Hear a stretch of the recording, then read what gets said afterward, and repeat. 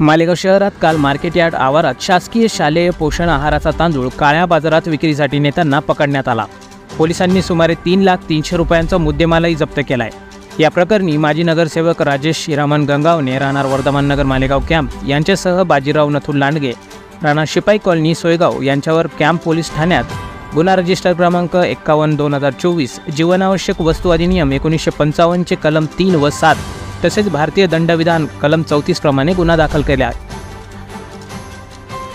याबाबत सविस्तर वृत्त असे की राजगृह महिला बचत गट व शैक्षणिक सामाजिक संस्था तसेच छत्रपती शाहू महाराज महिला बचत गट यांच्या गोडाऊनमधील शासकीय पोषण आहाराचे गोण्यातील तांदूळ दुसऱ्या गोण्यांमध्ये भरून विनापरवाना बेकायदेशीरपणे पिकअप गाडीत भरून काळ्या बाजारात विक्रीसाठी नेताना सामाजिक कार्यकर्ते नितीन झालटे यांनी पोलिसांच्या निदर्शनात आणून दिले। पोलिसांनी सदर वाहन ताब्यात घेऊन कॅम्प पोलीस स्टेशनच्या आवारात आणले।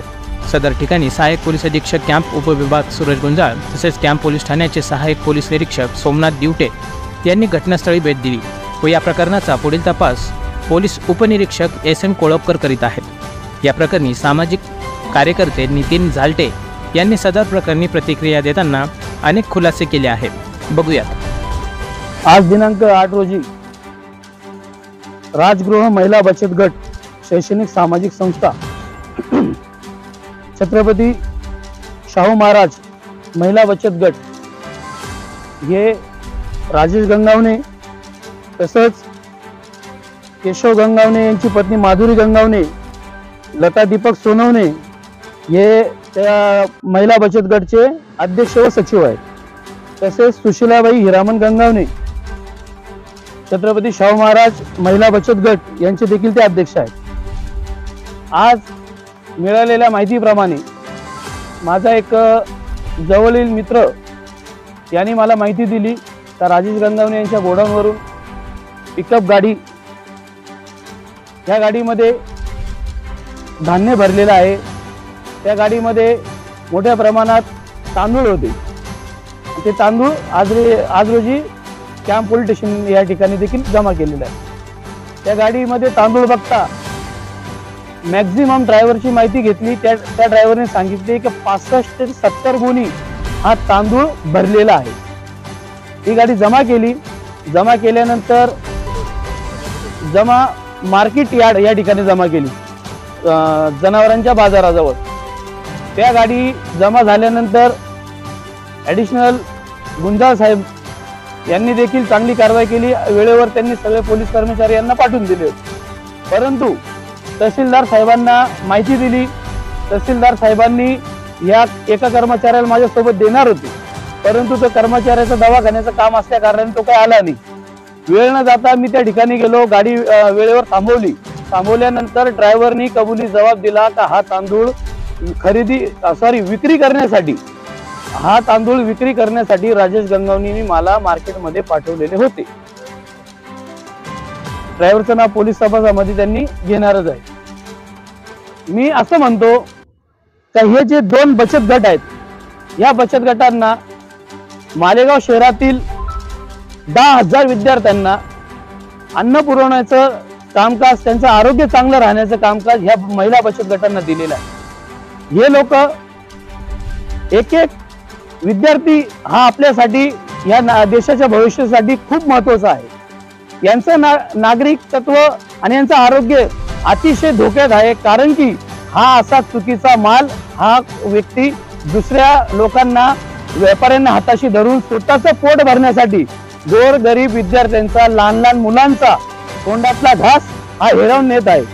मी सगळे पत्रकार बांधव यांच्या वतीने याच्या पाठीमागे कोण गॉडफादर आहे यांची देखील चौकशी झाली पाहिजे आणि हा व्यक्ती एवढी हिंमत का करतो आणि ह्या हिंमतीच्या पाठीमागे याला गॉडफादर म्हणून कोण त्याला गायडन्स करतं हे देखील मालेगावच्या जनतेसमोर येणं खूप महत्त्वाचं आहे। दुसरा विषय, माझ्या महिला वार्डाच्या महिला, माझी नात्याने बाचीच आहे ती, यांनी देखील सांगितलं का ह्या अंगणवाड्यांच्या माध्यमातून महिलांना, डिलिव्हरी महिलांना 10 दिवस, 7 दिवस, 5 दिवस त्या महिलांना जेवण देखील शासनाच्या कडून दिले जातं। परंतु तसं न होता त्या डिलिव्हरी महिलांचा देखील अधिकार हे असे वाईट प्रकृतीचे लोक हे हिरावून नेत आहेत। दुसरी गोष्ट, लहान लहान बालकांना किट दिले जातं, त्याला बेबी किट म्हणतात.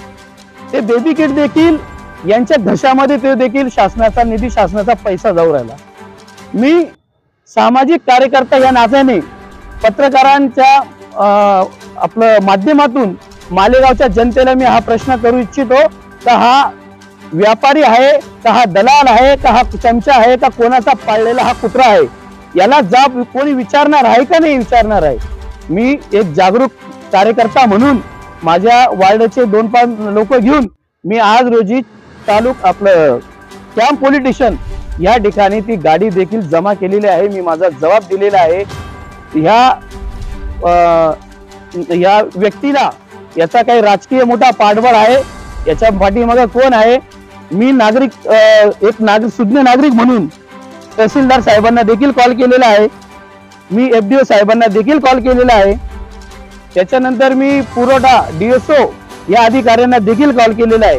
परंतु राजकीय दबाव असल्या कारणाने या कोणत्याही लोकांनी फोन उचलले नाही. काही अधिकाऱ्यांनी माझं म्हणणं ऐकून घेतलं, परंतु अध्यापक आज रोजी त्यांचा मोबाईल स्विच ऑफ आहे.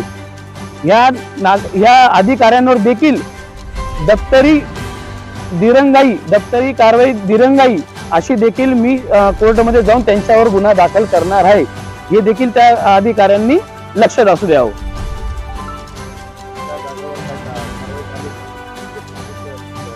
ते जे गोडाऊन होतं ते गोडाऊन त्याचं स्वमालकीचं आहे. त्या ठिकाणी 12 सिलेंडर सापडलेले होते. त्यापैकी माहिती अशी मिळाली का 9 सिलेंडर छावणी पोलीस स्टेशनला जमा करण्यात आलेला आहे. माझा प्रश्न आहे, जे 12 सिलेंडर मधून 9 सिलेंडर जमा करण्यात आले, बाकीचे सिलेंडर गेले कुठं, हा देखील माझा प्रश्न आहे. नाही, घरेलू होते ते, त्याला घरेलू सिलेंडर ठेवण्याचा अधिकारच नाही. शासनाच्या नियमाप्रमाणे तो ठेवू शकत नाही. कारण की ते जर तुम्हाला करायचं आहे तर शासनाच्या नियमाप्रमाणे कमर्शियल, ज्याला 90 kg म्हणतात, ते वापरण्याचा त्याला अधिकार आहे. त्याला 16 kg वापरण्याचा अधिकार नाहीये. येथे मी जबाब दिलेला आहे. मालेगाव महानगरपालिकेचे पुरवठा विभागाचे अजूनपर्यंत अधिकारी आलेले नाहीत. मी त्यांच्यावर देखील कायदेशीर कारवाई करणार आहे.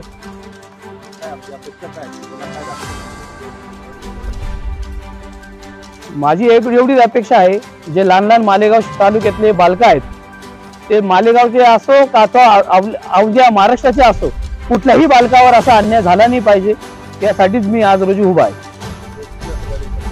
साधारण 11:30 वाजता मी गाडी पकडली. आतापर्यंत नगरपालिकेने कुठली प्रकारे दखल घेतली नाही. आता 6:45 वाजता आहे.